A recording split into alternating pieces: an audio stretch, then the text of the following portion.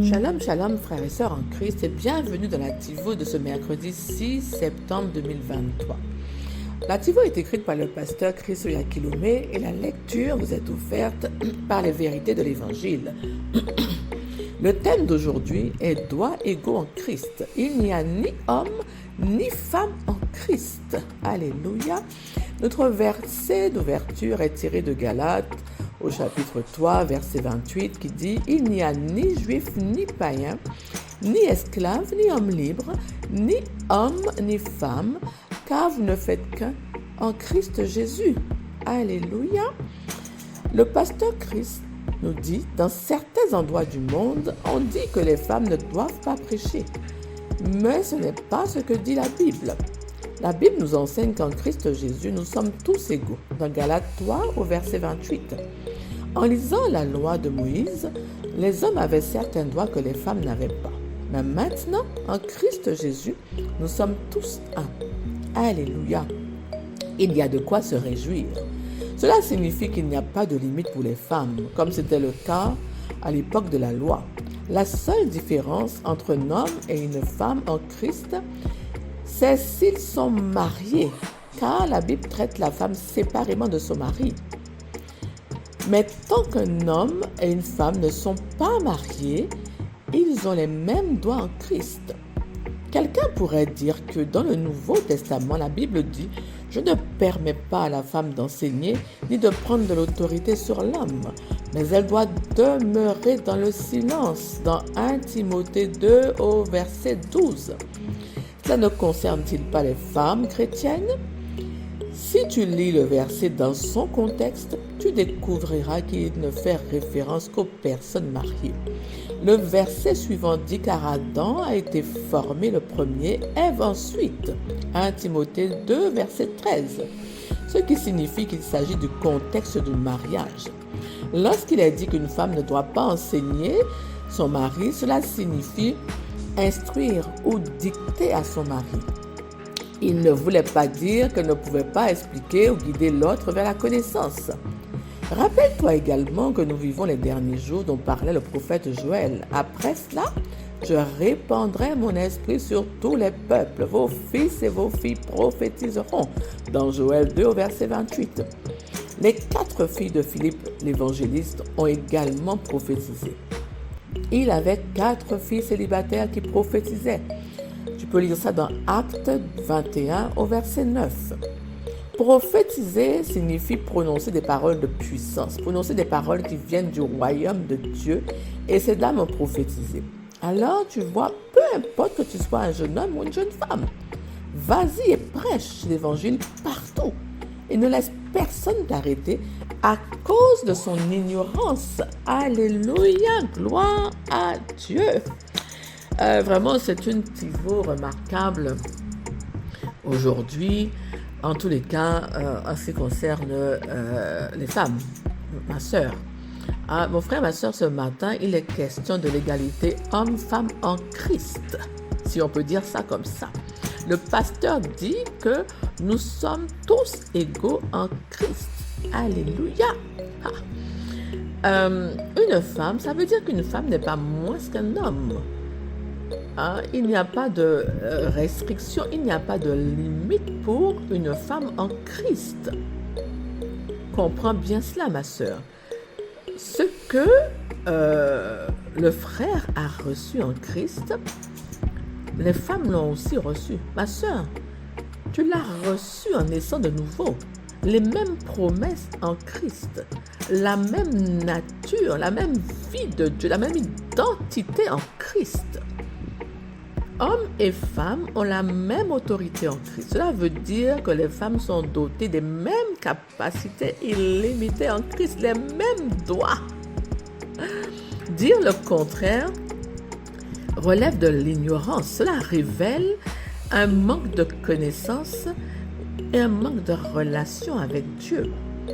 Le pasteur explique cependant qu'il ne faut pas confondre et mélanger la soumission de la femme à son mari qui est le chef de famille, c'est-à-dire que l'homme possède l'autorité spirituelle sur sa femme, pour guider, pour instruire, sans que cela enlève pour autant la possibilité de l'épouse à conseiller, à soutenir son époux ou à guider quelqu'un d'autre de la connaissance ou même à évangéliser. Dans beaucoup d'églises, le rôle des femmes est minimisé, voire cantonné à certains services, comme s'il fallait considérer la femme comme inférieure ou indigne, ou dans une soumission vraiment qui ne s'arrête pas devant les hommes, une soumission aux hommes qui ne s'arrête pas, vraiment une soumission qui serait générale, quoi. Alors que Dieu lui-même, Dieu nous a donné la même liberté en Christ. Dieu n'a pas cantonné les femmes parce que aux yeux de Dieu, il n'y a ni femme ni homme. Mon frère, ma soeur, la femme n'a-t-elle pas le droit ou la capacité d'enseigner, de prier ou même de prophétiser comme un homme? Alors que la parole dit que vos filles et vos fils prophétiseront?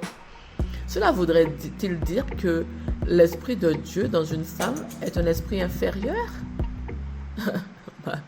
C'est le même esprit, mon frère, ma soeur, la même puissance qui opère dans les deux cas.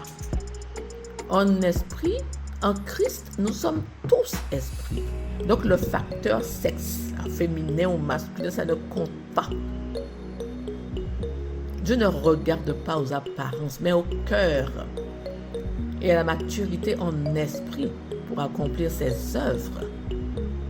Une femme est aussi capable qu'un homme de prêcher, de guérir les malades, d'enseigner, d'exhorter, de prendre autorité pour chasser les démons au nom de Jésus. Parce que, en tant qu'enfant de Dieu, en tant que fils de Dieu, nous avons tous reçu les mêmes capacités.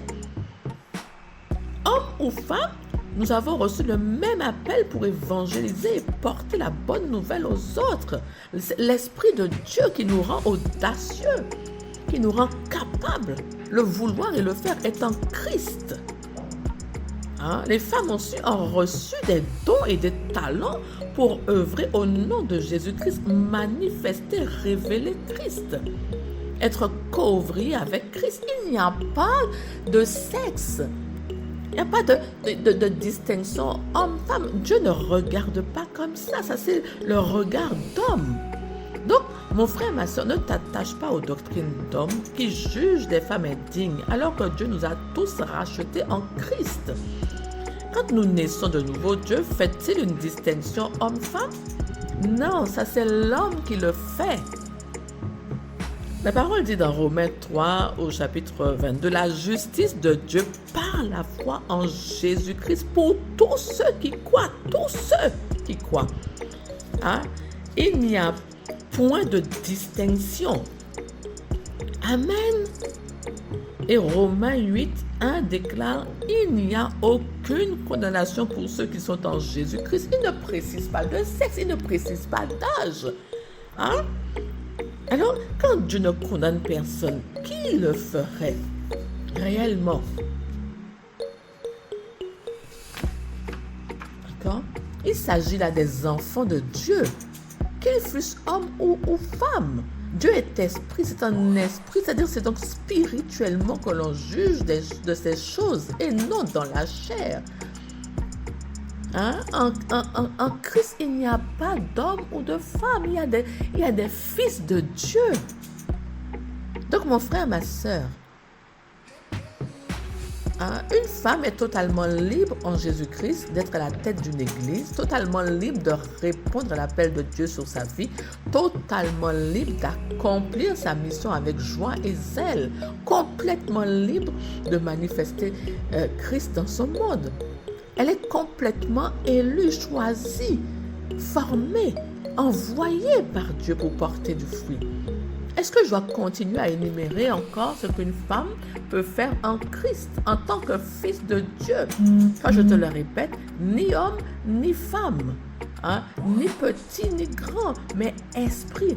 Dieu vivant dans un corps humain, le formant le seul corps de Christ. Donc Christ même, donc Jésus-Christ est la tête. Il ne parle pas d'hommes et femmes. Il n'a pas dit que dans son corps, il y a des hommes et des femmes. Voilà. Donc il faut vraiment comprendre ça et comprendre que toi, ma soeur, tu as ta place dans le ministère. Hein, vraiment, ose, sois audacieuse, parce que tu as reçu le même esprit qui est en toi, qui est dans les autres, est aussi en toi. Alléluia. Je veux t'inviter à déclarer ces paroles après moi. Je sais qui je suis. Je suis la postérité d'Abraham. Je règne et je domine dans cette vie. Je suis illimité et inarrêtable parce que je suis en Christ. Et je marche chaque jour dans cette conscience. Je suis héritier joint avec Christ. C'est pourquoi toutes choses sont à moi. Alléluia. Ma soeur, mon frère, prêche l'évangile de Jésus-Christ aujourd'hui. Sois audacieux, lève-toi et vas-y. Il n'y a point de limitation, ma soeur, pour toi. Alléluia. Amen. Sois béni. Et je te donne rendez-vous demain pour une nouvelle TIVO.